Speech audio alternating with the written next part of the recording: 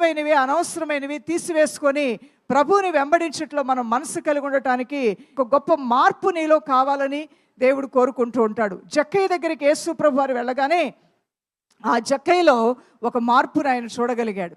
ఆ మార్పు ఏంటంటే, ప్రభువా నేను పశ్చాత్తాపడుతున్నాను, నేను చాలా దుఃఖపడుతున్నాను, ఇప్పటి వరకు కూడా ప్రజల యొద్ద నుంచి నేను వారి రక్తాన్ని పిండాను, వడ్డీల మీద వడ్డీలు, చక్రవడ్డీలు వేశాను, నేను పాపాత్ముణ్ణి, నాలో మార్పు వచ్చింది నీ వాక్యం వినగానే, నేను మారుతాను ప్రభు అన్నాడంట.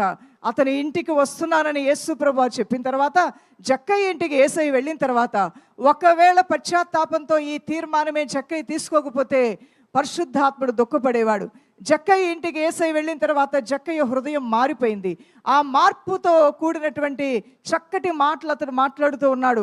ఎవరెవరి దగ్గర అయితే ఎంతెంత తీసుకున్నానో దానికి ఇంకా డబల్ నేను ఇస్తాను ప్రభువా, ఇంకెప్పుడు కూడా ఈ పాపపు సొమ్ము నేను ముట్టుకోనయ్యా, ఇంకెప్పుడు కూడా నా బ్రతుకులో నేను వ్యర్థమైన వాటిని ఆశించకుండా, పరుల సొమ్మును నేను దోచుకోకుండా నా మట్టుకు నేను జాగ్రత్త కలిగి ఉంటానని చెప్పినప్పుడు యేసయ్య అంటాడు, జక్కయ్య నీ ఇంటికి రక్షణ వచ్చి ఉన్నది, నీ ఇంటికి రక్షణ వచ్చి ఉన్నది.